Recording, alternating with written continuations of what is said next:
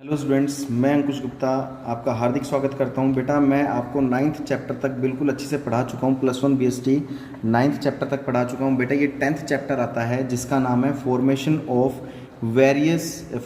A company of various stages. मतलब formation of company of various stages. मैं आपको बता देना चाहता हूँ कि कंपनी को फॉर्मेशन यानी कंपनी को चलाने के लिए हमें किस किस स्टेप्स की ज़रूरत होती है। क्या क्या हमें एक फॉर्मेशन का मतलब होता है भाई कंपनी को फॉर्मेट करना, चलाना। उसके लिए कुछ स्टेजेस होती हैं, कुछ स्टेप्स होते हैं, कुछ प्रोसेसेस होती हैं। वो क्या है? तो बेटा इसमें हम 3 चीज़ पढ़ेंगे। सबसे इंपॉर्टेंट 3 चीज़ें पूरे चैप्टर के अंदर। नंबर 1 प्रमोशन, सेकंड आता है रजिस्ट्रेशन या फिर इनकॉर्पोरेशन, और थर्ड आता है कमेंसमेंट ऑफ बिजनेस। देखो प्रमोशन क्या होता है। देखो प्रमोशन एक वर्ड आता है बेटा प्रमोटर। क्या होता है? प्रमोटर्स। Who is promoters? आपसे कोई पूछ ले who is the real father of the company, company के असली पिता कौन होते हैं? Who is the father of the company? आपका आंसर होना चाहिए promoters is a father of a company.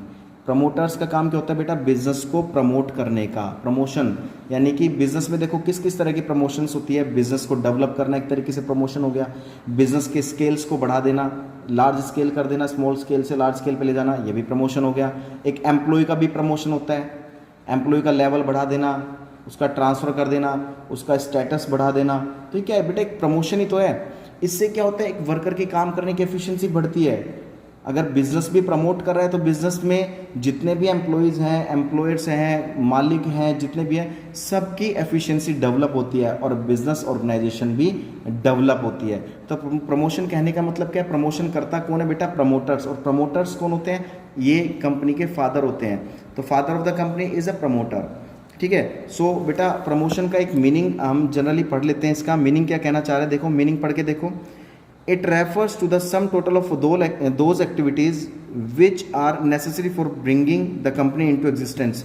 कुछ फैक्टर्स ऐसे होते हैं जो बिजनेस के लिए बहुत ज़रूरी होते हैं, जिसे बिजनेस के लिए चलाना बहुत लंबे समय तक चलाने के लिए बहुत ज़रूरी होता है। तो देखो बेटा बिजनेस के प्रमोशन की और एक चीज़ पढ़ लेते हैं हम।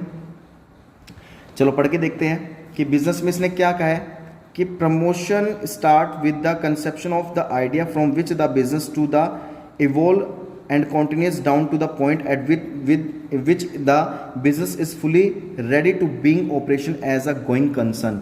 कहने का मतलब एक छोटी सी लैंग्वेज में मैं आपको बता देता हूँ ना। तो बेटा जो प्रमोशन होता है वो प्रमोशन, देखो प्रमोशन ऐसे तो हो नहीं जाता बिजनेस का।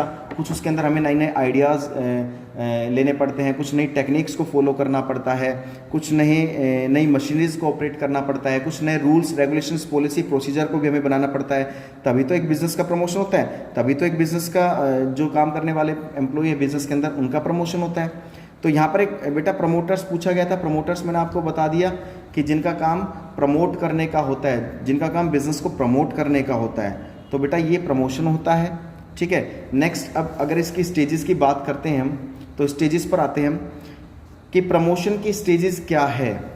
सबसे पहली बात बेटा प्रमोशन के भी कुछ एक लेवल्स होते हैं, कुछ स्टेजेस होती है जिसे हमें प्रमोट करना होता है। तो मैं कहने का मतलब मेरा ये है कि सबसे पहले इसके अंदर कुछ कैटेगरीज, हमने 4 कैटेगरीज को इसमें लिया है। प्रमोशन की जो स्टेजेस होते हैं बेटा वो टोटल 4 होती हैं। कितनी होती है? 4 स्टेजेस होती हैं, 4 कैटेगरीज। ठीक है। कुछ कैटेगरीज हैं, वो कैटेगरीज क्या क्या है? सबसे पहले आती है बेटा discovery of a new idea.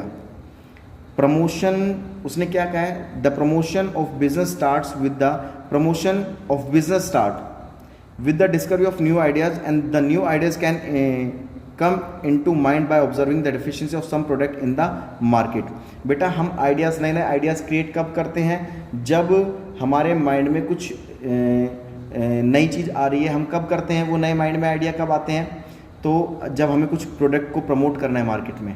हम चाहते हैं हमारा मार्केट में प्रोडक्ट ज़्यादा से ज़्यादा बिकना चाहिए, हमारे कस्टमर ज़्यादा से ज़्यादा बढ़ने चाहिए। हमें नए प्रोडक्ट को अगर मार्केट में लॉन्च करना है तो उसके लिए हमें क्या करना पड़ता है बेटा? नए आइडियाज़ को क्रिएट करना पड़ता है। उसी से तो बिज़नेस प्रमोट होगा। देखो हम नए मार्केट में नए नए प्रोडक्ट्स को लॉन्च करेंगे तो मार्केट में हमारे जो प्रोडक्ट की वैल्यू वो ज़्यादा होगी, लोग ज़्यादा से ज़्यादा खरीदेंगे तो बेटा प्रमोशन अपना आप हो जाएगा, बिज़नेस डेवलप करना लगेगा। ठीक है। सेकेंड बेटा कंसेप्ट आता है डिटेल्ड इन्वेस्टिगेशन। देखो मैं आपको एक बात बता देना चाहता हूँ, जब भी कोई कंपनी बेटा प्रोडक्ट बनाती है तो सबसे पहले एक कंज्यूमर को, एक कस्टमर को ध्यान में रखकर प्रोडक्ट को प्रोड्यूस करती है। ठीक है, अब आप कहोगे सर ये कैसे, हाउ इज इट पॉसिबल? बेटा सबसे पहले कंपनी मार्केट में रिसर्च करती है कि मार्केट में कस्टमर कैसे हैं, किस लेवल के कस्टमर हैं, कस्टमर की डिमांड क्या है, कस्टमर का इंटरेस्ट क्या है, कस्टमर का फैशन क्या है, कस्टमर का टेस्ट क्या है। जब हम ये रिसर्च कर लेते हैं भाई हाँ कंज्यूमर तो इस तरह के प्रोडक्ट की डिमांड करता है, कंज्यूमर इस तरह के प्रोडक्ट को चाहता है, देन तब हम डिटेल इन्वेस्टिगेशन करके मार्केट में तब हम क्या करते हैं, उस प्रोडक्ट को प्रोड्यूस करते हैं और मार्केट में लॉन्च करते हैं ताकि उस प्रोडक्ट को मार्केट में ज़्यादा से ज़्यादा बेचा जाए और हमारे कस्टमर ज़्यादा से ज़्यादा बंध जाएं। ठीक है, तो कहने का मतलब यही है बेटा, सबसे पहले ऐसे नहीं है डायरेक्ट भाई बिना इन्वेस्टिगेशन करे, बिना मार्केट में रिसर्च करे हम किसी प्रोडक्ट को प्रोड्यूस कर देंगे। ऐसे अगर करने लगी कंपनी तो बेटा कंपनी को एक हैवी लॉस भी हो सकता है। ठीक है, सबसे पहले डिटेल इन्वेस्टिंग करनी पड़ती है। थर्ड आता है assembling different factors. Assembling different factors का मतलब क्या है, हमें हमारे पास जो फैक्टर्स होते हैं बिजनेस के, देखो बेटा फैक्टर्स होते हैं बिजनेस को प्रमोट करने के लिए, जो हमारे पास फैक्टर्स होते हैं हमें उनको जोड़ना होता है। बिजनेस को देखो चलाने के लिए, बिजनेस को प्रमोट करने के लिए हमारे पास बहुत सारे फैक्टर्स होते हैं, अलग अलग साधन हैं।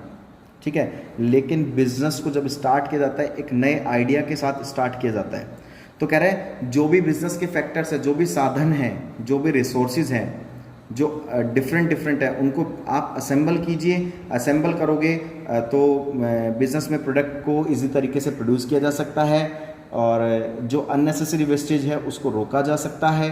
ठीक है, जो रिसोर्सेज है उनको ऑप्टिमम यूटिलाइज किया जा सकता है। उससे क्या बेनिफिट मिलेगा? उससे ये मिलेगा कि हमारा जो बिजनेस है वो प्रमोट कर पाएगा। ठीक है, बिजनेस डेवलप कर पाएगा। एंड लास्ट आता है बेटा, फोर्थ आता है फाइनेंसिंग द प्रपोजिशन। देखो एक बात बता देता हूँ, बिजनेस को प्रमोट करने में, बिजनेस को प्रमोट करने में, बिजनेस को बढ़ाने के लिए, बिजनेस को बढ़ाने के लिए बेटा पैसों की ज़रूरत हमेशा होती है। फाइनेंस का मतलब होता है मनी, पैसा। देखो आपके पास बिजनेस में इन्वेस्ट करने के लिए पैसा नहीं है, आप नई मशीनरीज लाना चाहते हैं, आपके पास पैसा नहीं है, आप एम्प्लॉयज़ को अपॉइंट करना चाहते हैं लेकिन आपके पास पैसा नहीं है। तो कहने का मतलब क्या है, बिजनेस की प्रमोशन के लिए, बिजनेस को प्रमोट करने के लिए भी हमें पैसों की ज़रूरत होती है। तो बेटा आपको कई बार पता है बिना पैसों के हम कोई भी बिजनेस स्टार्ट नहीं कर सकते। बिजनेस को स्मॉल स्केल से लार्ज स्केल पर ले जाने के लिए हमें बेटा फाइनेंस की ज़रूरत होती है। फाइनेंस का मतलब होता है बेटा पैसा, और बिना पैसों के तो हम कुछ भी बिजनेस, चाहे देखो बिजनेस चाहे हमारा स्मॉल स्केल क्यों ना हो, लेकिन उस स्मॉल स्केल बिजनेस को स्टार्ट करने के लिए भी हमें किसकी ज़रूरत होती है? फाइनेंस की। तो एक कहने का मतलब ये है बेटा, फाइनेंस की जगह तो हमें हर जगह पड़ती है, हर तरह के बिजनेस के लिए पड़ती है, चाहे वो स्मॉल स्केल हो चाहे फिर वो लार्ज स्केल हो। तो कहने का मतलब क्या है, एक बिजनेस को प्रमोट करने के लिए भी हमें पैसों की ज़रूरत पड़ती है। तो बेटा सबसे पहली बात, जो ये 10th चैप्टर है हमने इसका मीनिंग पढ़ा, हमने इसकी स्टेजेस पढ़ लिए। तो बेटा ये आपको फेयर नोटबुक में नोट डाउन करनी है, आपको अच्छे से लिखनी है। और देखो सबसे पहले कहने का मतलब क्या है बेटा, कल से मैंने आपको एक लिंक दिया है गूगल क्लासरूम का, आपको सभी वो डाउनलोड करनी है प्ले स्टोर पर जाके, और कल से जो भी वीडियोस आपको मिलेगी आपको वहीं से मिला करेगी। ठीक है बेटा, तो कहने का मतलब ये है कि आपको ये फेयर नोटबुक में भी लिखना है, आपको अच्छे से पढ़ना है, अच्छे से समझना है। तब तक के लिए बेटा जय हिंद, जय भारत।